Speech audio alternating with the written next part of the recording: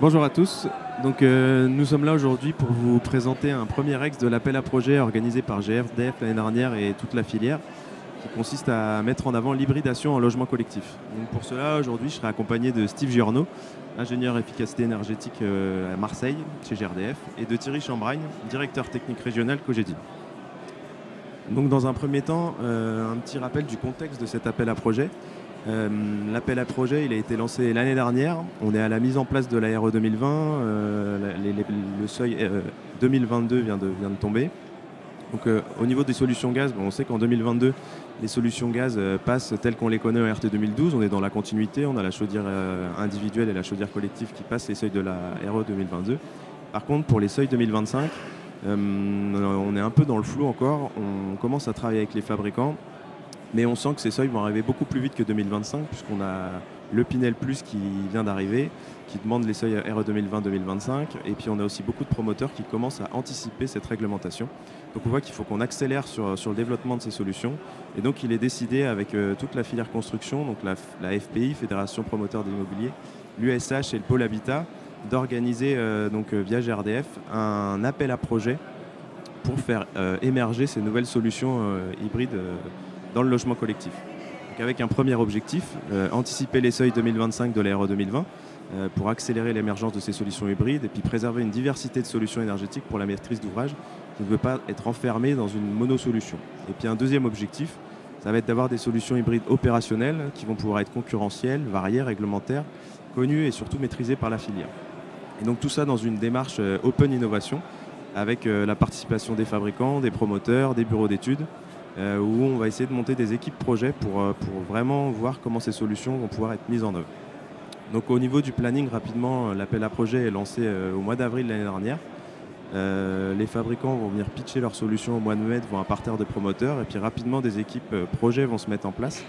Et donc on va avoir une présélection des dossiers dès le mois de juin 2022 pour ensuite avoir une sélection de dossiers en septembre 2022 qui va être jugée par un jury qui aura été créé à l'occasion, donc avec les participants à cet appel à projet, plus le CSTB et l'ADEME.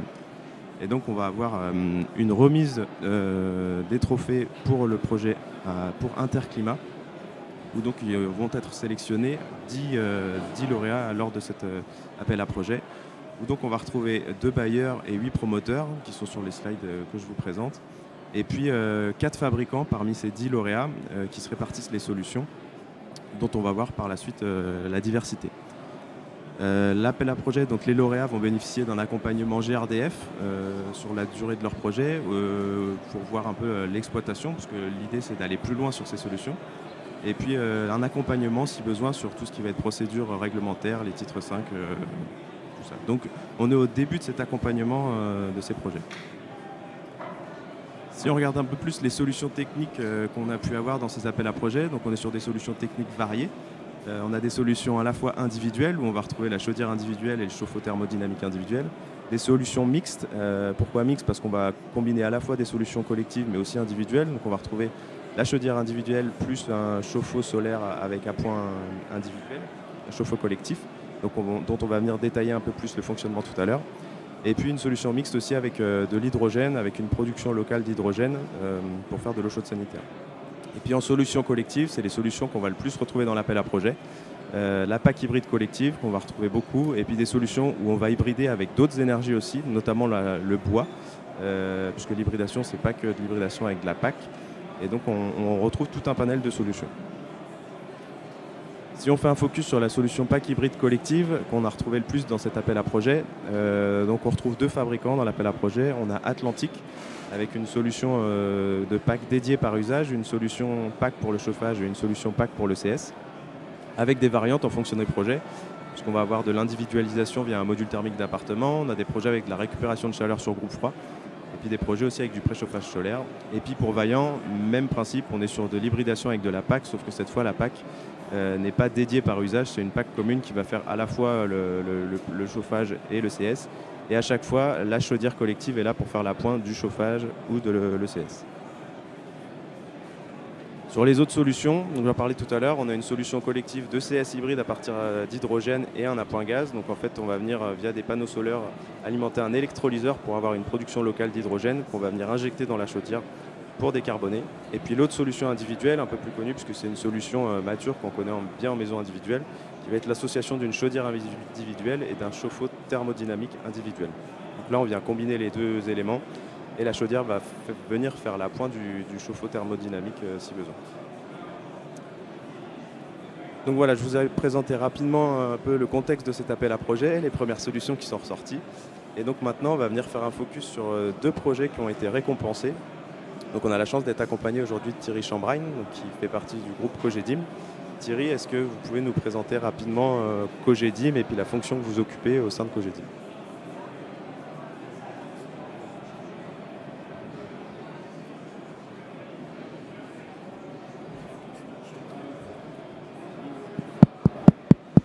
Allô? Ça fonctionne. C'est parti. Bonjour à tous, Thierry Chambragn, je suis directeur technique chez Cogedim Provence depuis maintenant une quinzaine d'années. J'interviens de la phase développement, aide à la décision sur le choix des terrains et de l'analyse de risque jusqu'à la finalisation de l'appel d'offres et désignation des entreprises, en passant par la phase permis de construire, DCE, et dans tout ce contexte de la recherche de la ressource d'énergie et de savoir comment on allait produire la production pour l'eau chaude sanitaire et le chauffage. Voilà l'approche générale de mon poste aujourd'hui. Alors Thierry, vous avez supervisé deux beaux projets qui ont été récompensés par l'appel à projet. Qu'est-ce qui a poussé finalement Cogedim à candidater 2 fois sur cet appel à projet? Déjà avec GRDF, on a une histoire parce qu'on développe déjà depuis plus de 10 ans la recherche du développement, on en parlera plus tard, mais du biogaz et de la récupération de ce gaz-là qui est issu d'une ressource que nous produisons. Et depuis, le groupe déjà aussi développe depuis longtemps la recherche et le développement de production innovante et décarbonée. Et dans cette approche avec GRDF, on a depuis maintenant 3 ans, 4 ans développé une convention Pass Green pour la réflexion et l'utilisation de l'énergie décarbonée. Si on rentre un peu plus dans le détail donc, de ces projets, si on prend le premier projet, donc c'est un projet Les Jardins Fleuris à Miramas, qu'est-ce que vous pouvez nous préciser un peu la particularité de ce projet et le décrire rapidement? Alors, Miramas, c'est un projet qu'on a développé en RT 2012. Donc c'est sûr qu'aujourd'hui, il n'est pas dans l'approche de la RE 2020, mais quoi qu'il en soit, on avait l'envie, parce qu'il était déjà en exécution, on avait lancé le projet. L'objectif, c'était de rechercher et de trouver des solutions qui pouvaient nous faire accéder au seuil 2025. Et donc dans ce cadre-là, c'est un projet qui fait aujourd'hui 155 logements. Il y a 2 bâtiments qui sont vendus en CDC en logement et un bâtiment qui est une résidence étudiante avec Adoma, qui est un partenaire aussi qui est dans cette recherche innovante de décarbonation et d'économie d'énergie. Donc c'est vrai que pour l'appel à projet, je ne l'avais pas précisé tout à l'heure, mais on avait 2 lots. Un premier lot qui consistait à partir de projets dont les permis de construire étaient déjà réalisés pour les transformer en RE 2025. Et un deuxième lot plutôt sur une phase étude pour pouvoir s'inscrire directement dans la RE 2025. Donc là, on est bien sur le premier lot où on va viser directement 2025, mais à partir d'un projet RT 2012 déjà conçu. Donc si on s'intéresse un peu à la solution technique, on est donc sur un projet qui était dimensionné en RT 2012 avec une solution technique qui avait déjà été choisie et finalement on va venir changer cette solution technique pour atteindre les seuils 2025. Est-ce que Thierry, vous pouvez nous présenter rapidement ces changements et quelles solutions ont été prises en compte? Sur l'approche énergétique, c'était de réduire l'impact, de faire une mixité et de rechercher une hybridation sur la production de l'eau chaude. Et donc on a réussi avec le développement de GRDF et de Saunier, de trouver une solution d'hybridation avec une PAC, une chaudière gaz collective, parce qu'on était conçu en chaudière gaz collective en RT 2012, et de trouver une solution avec une hybridation pour une PAC pour faire le complément et récupération et décarbonation de ce projet, pour atteindre le seuil 2025. Steve, toi qui as suivi un peu le projet régionalement, est-ce que tu peux nous en dire plus, un peu plus techniquement sur cette solution? Bonjour à tous. Ce projet, au départ, il était en chaufferie, 100% gaz. avec toujours ces 2 chaudières de 120 kW auxquelles on n'a pas touché. Et au lieu d'avoir un ballon de 2000 litres multi-énergie tel que vous le voyez sur le schéma, on avait un ballon de 1000 litres qui était là juste pour produire l'eau chaude sanitaire. Donc le projet a consisté à hybrider tout ça. Donc on est venu rajouter 2 petites packs de 12 kW, qui globalement correspondent à peine 20% donc, de la puissance totale, qui viennent sur ce ballon multi-énergie qui lui produira de l'eau chaude sanitaire instantanée. Donc on a doublé la capacité du ballon pour permettre de faire cette eau chaude sanitaire instantanée. Et toujours ces 2 chaudières de 120 kg en complément. Et donc on distribue de manière tout à fait classique ensuite derrière, donc avec un réseau de radiateurs acier. Et on s'est aperçu quand même aussi que sur le bâti, pour le simuler en RE 2020, il était déjà plutôt très performant dès le départ. Bâtiment très compact, donc très performant, et il n'y avait pas grand chose à faire, notamment d'un point de vue BBio, pour pouvoir éventuellement le faire passer en réglementaire RE 2020. Peut-être un petit détail complémentaire, cette solution, elle est extrêmement simple à valoriser d'un point de vue calcul réglementaire. Donc les bureaux d'études ne trouvent absolument aucune difficulté pour pouvoir le saisir sur les différents logiciels disponibles sur le marché, pour pouvoir valoriser cette solution. Et on verra que derrière, d'un point de vue décarbonation, c'est quand même extrêmement efficace à un coût plutôt maîtrisé. Oui, c'est vrai que là, donc on a mis un extrait du moteur de calcul, enfin la partie réglementaire. On voit que sur l'IC Énergie, finalement, on a de la marge pour passer ce projet en 2025. Alors c'est étonnant parce qu'au départ, effectivement, si on se projette un an en amont, on pensait que 2025 allait être extrêmement difficile à atteindre, même avec des solutions hybrides. Mais ça fonctionne plutôt très bien. Le seuil IC Énergie 2025, on est à 300 kg de CO2 donc maxi. La solution hybride aboutit à un résultat à peine à 138 kg. Donc c'est-à-dire qu'on a déjà une marge de 50% sur le seuil le plus contraignant de 2025.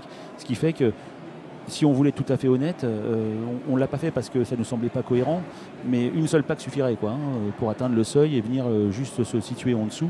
On a estimé qu'il était plus intelligent d'aller chercher une deuxième PAC, mais on aurait pu se contenter réglementairement d'en mettre qu'une seule, mais on n'a pas été jusqu'au bout de la démarche pour venir se situer juste en dessous.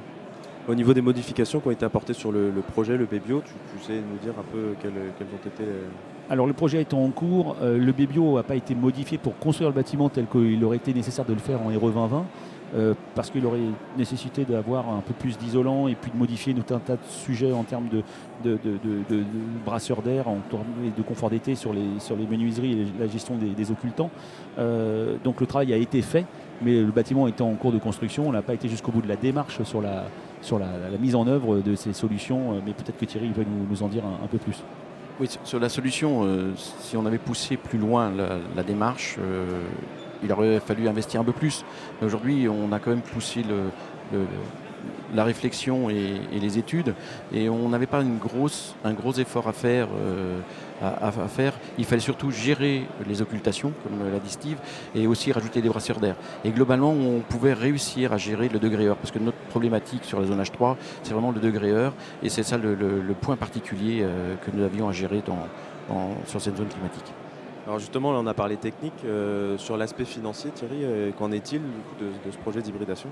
Alors, il y a l'aspect financier, il y a l'aspect technique d'installation. C'est vrai qu'aujourd'hui, ce qu'il y avait d'intéressant dans cette démarche, vu que c'était un chantier déjà lancé, c'était ça l'intérêt, c'est d'aller rapidement, aboutir rapidement à une réflexion et peut-être une instrumentation et de gérer ce projet et de vérifier la faisabilité.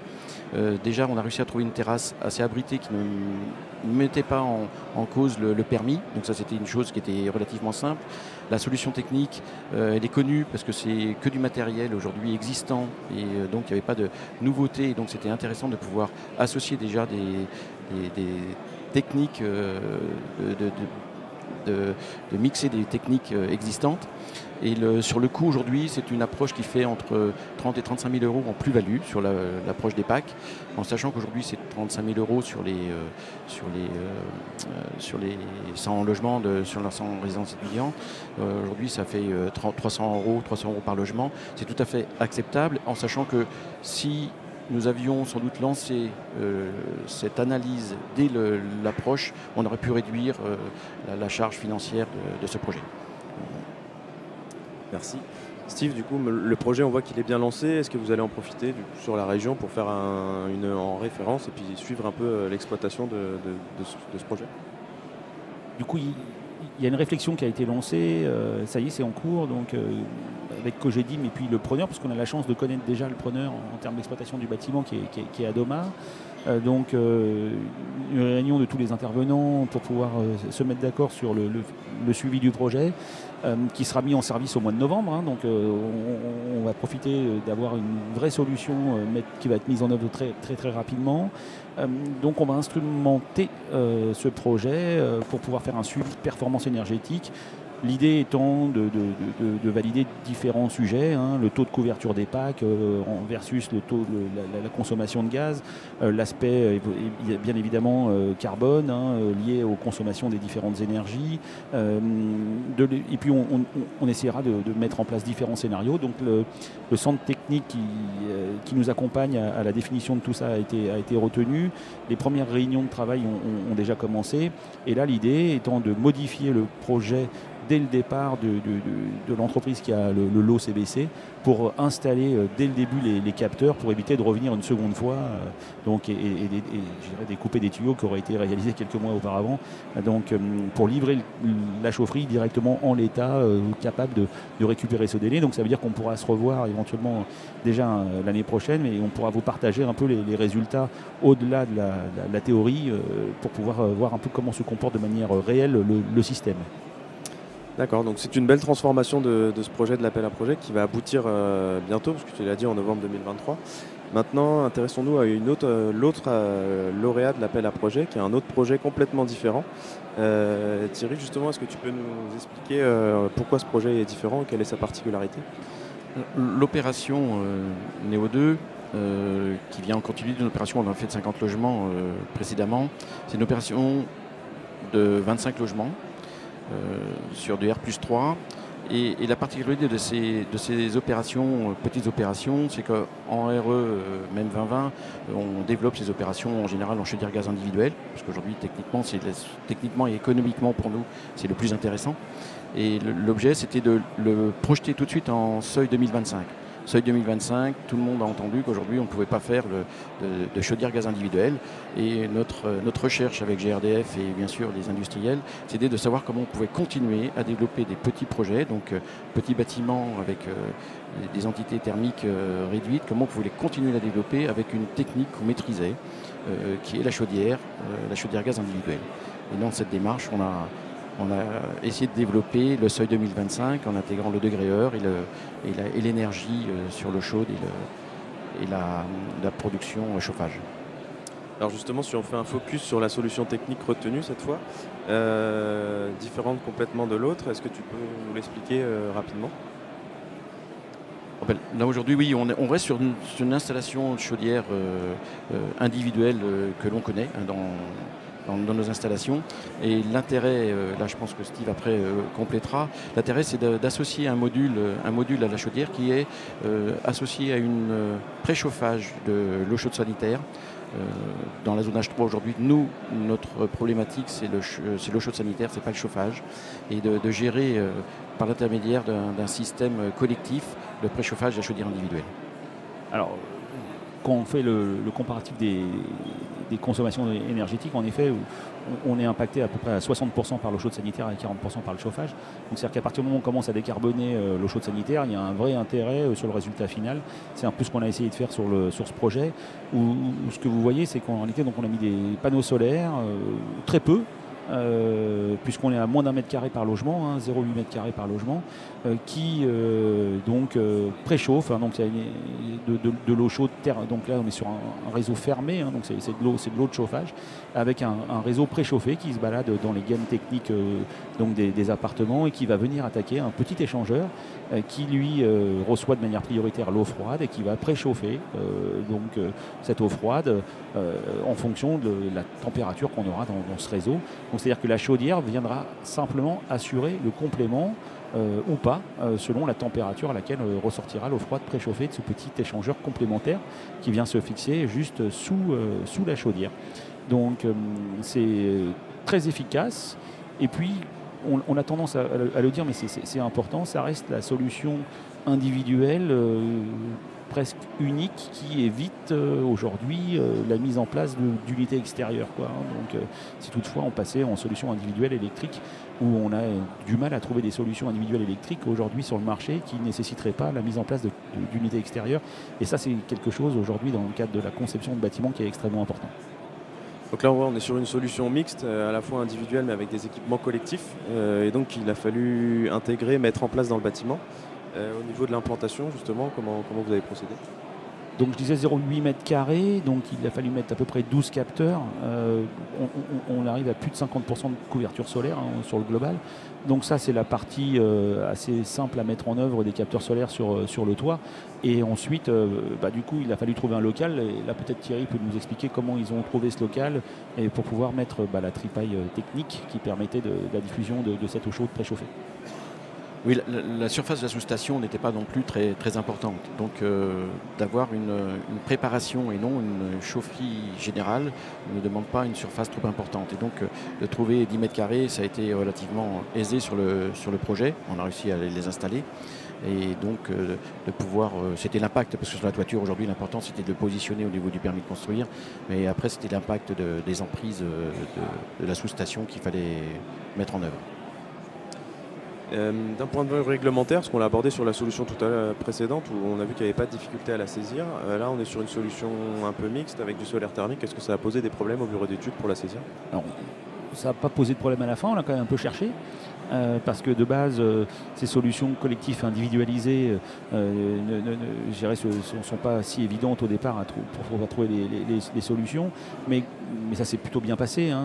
On arrive à le valoriser et encore une fois, le résultat est assez surprenant. On arrive à des choses, donc là c'est de l'ENR 100%, hein, quand même, hein, sur ces panneaux solaires. Alors juste peut-être en un mot, on est dans le sud de la France, c'est quand même facile à mettre en œuvre, mais on parle souvent de COP, de PAC, où on est ravi de voir des COP au niveau de 4, de 5. Quand on parle de solaire, hein, on commence à avoir si on parlait en COP, on est sur des COP de 250, hein, donc, puisque 1 watt de pompe, 250 watts de production thermique. Il y a quand même un intérêt à aller essayer de chercher ça, quoi, hein. C'est une vraie ENR. Et les peu de pertes de bouclage qu'on peut avoir, c'est des pertes de bouclage de 100% ENR, donc il y a quand même un vrai intérêt à le faire, et notamment sur ces petits projets de petits blocs sur lesquels des solutions collectives ne seraient pas forcément intelligentes, en tout cas d'un point de vue économique, quoi. Justement, d'un point de vue économique, Thierry, est-ce que vous avez déjà un premier retour sur cette solution? Dans le développement de cette opération, on était déjà, comme exprimé précédemment, on était sur un seuil 2022. Cogedim, d'une manière générale, cherche à développer des opérations en seuil 2025 voire 2028, parce que sur 2022, on en a développé 23 aujourd'hui qu'on essaye de monter en prestation seuil 2025-2028. Et sur ce dossier, qui est le deuxième dossier de Cogedim Provence, on était parti sur le gaz.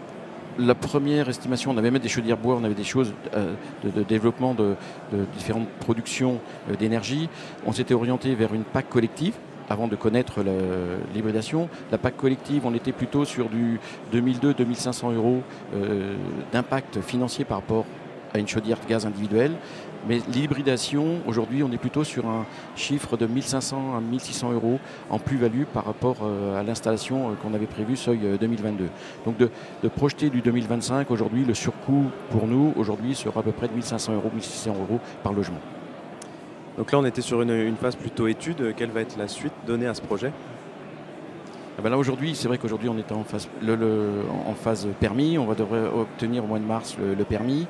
La phase commercialisation est prévue au deuxième trimestre, avec un achat terrain si la commercialisation se passe bien avant la fin de l'année, et donc de pouvoir mettre en œuvre ce dossier en travaux d'ici la fin de l'année, de lancer les travaux d'ici la fin de l'année. Merci. Finalement, Thierry, on voit que malgré toutes les annonces qui ont pu être faites l'année dernière sur la place du gaz, on a été un peu chahuté. Vous continuez à mettre du gaz dans vos programmes. Quel intérêt vous voyez à continuer à mettre du gaz dans ces... La recherche, je veux dire, le gaz a une mauvaise presse. Aujourd'hui, le gaz a une mauvaise presse, mais aujourd'hui, le gaz n'est qu'un élément et on ne regarde pas son origine. Et là, dans la recherche de Cogedim, et je dirais plus particulièrement nous sur Cogedim Provence, on a engagé déjà depuis de nombreuses années, depuis une dizaine d'années avec GRDF, des conventions où on a essayé de promouvoir la décarbonation et la réduction des gaz à effet de serre. Et le fait d'avoir cette démarche, on a commencé à regarder aujourd'hui comment on pouvait récupérer des énergies exploitables qui étaient déjà issues de notre production naturelle. Et donc aujourd'hui, le fait que nous soyons tous là sur cette terre, aujourd'hui on produit des déchets et ces déchets émettent du méthane. Ce méthane aujourd'hui a un impact sur les effets de serre 25 fois plus important que le CO2. Une fois que le méthane est brûlé, il devient du CO2. Donc rien que de récupérer ce méthane et de l'utiliser et de le brûler, on réduit de par lui-même le gaz à effet de serre. Et en plus, on récupère une énergie qui est aux petits oiseaux. Donc là aujourd'hui, c'est cette réflexion de gaz vert, de biogaz méthane, c'est une réflexion qu'on a maintenant depuis les conventions qu'on passe. Ouais, la convention passe green, que vous voyez, Smart Avenir Énergie passe green. L'idée est de l'engagement de Cogedim auprès de GRDF et de mettre en avant auprès des consommateurs et la possibilité d'aller souscrire directement des contrats de gaz vert auprès de leurs fournisseurs. Donc, et toute une communication qui est faite autour de ça. Depuis la commercialisation jusqu'à la livraison des logements et d'aller pousser tous ces consommateurs à aller se sourcer en gaz vert dès la première souscription de leur contrat. Voilà un peu le sujet et pourquoi aujourd'hui, en gros, toutes ces chaudières qui aujourd'hui consomment du gaz naturel, même en partie, c'est toutes les chaudières qui consommeront du gaz vert demain. Hein, donc c'est comme ça l'idée. Hein, et c'est l'idée de la transition. La rupture, on ne sait pas trop la faire. La transition, on devrait pouvoir y arriver. C'est vraiment l'objet de la transition, vraiment. C'est vraiment ça. Aujourd'hui, on maîtrise aujourd'hui le gaz, on a des réseaux qui existent. Ne pas les utiliser, c'est fort dommage. On sait que demain, on trouvera sans doute d'autres énergies qu'on pourra faire sans doute passer dans les réseaux et que ces chaudières, il y aura peut-être juste à les changer et avoir le mode de production qu'on connaît aujourd'hui. Donc on a vraiment cette démarche-là de retrouver ce mot transition, oui. Et je ne vois pas aujourd'hui, après c'est des convictions personnelles, hein, mais je ne vois pas aujourd'hui de tout passer à l'électrique, comment on peut le produire. On voit bien qu'on a des soucis même de ressources pour tout produire en électrique. Donc on ne peut faire, pour moi, ça c'est une conviction, que de l'hybridation et de la recherche d'hybridation et de mixer les différentes énergies. Voilà, en conclusion, on voit qu'on est un an après la mise en place de cette RE 2020. Le gaz a toujours sa place, on l'a vu. Les solutions sont là pour atteindre les seuils 2025. Des solutions avec un investissement compétitif, robuste, des solutions qu'on connaît. Donc rien n'empêche aujourd'hui de continuer à mettre du gaz dans le logement collectif. Donc il nous reste quelques minutes, je ne sais pas, 3 minutes. Est-ce que vous avez des questions? Est-ce que vous avez des questions? On peut éventuellement y répondre, si toutefois on connaît. On a du mal à vous voir tout ça.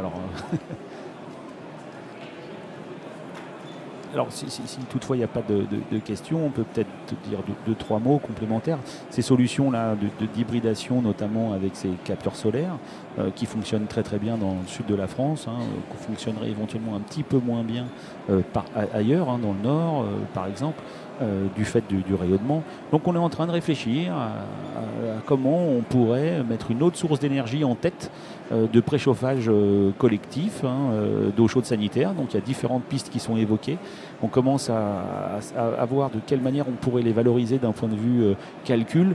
On a les premiers éléments, on ne peut pas encore trop vous dévoiler les choses parce que c'est encore à valider, mais qui permettrait de développer la solution individuelle avec un préchauffage ENR de manière générale et beaucoup plus globale et qui serait tout à fait adaptable partout en France. Donc aujourd'hui, il y a vraiment cette idée de garder cette production individuelle qui est plutôt intéressante pour les acquéreurs.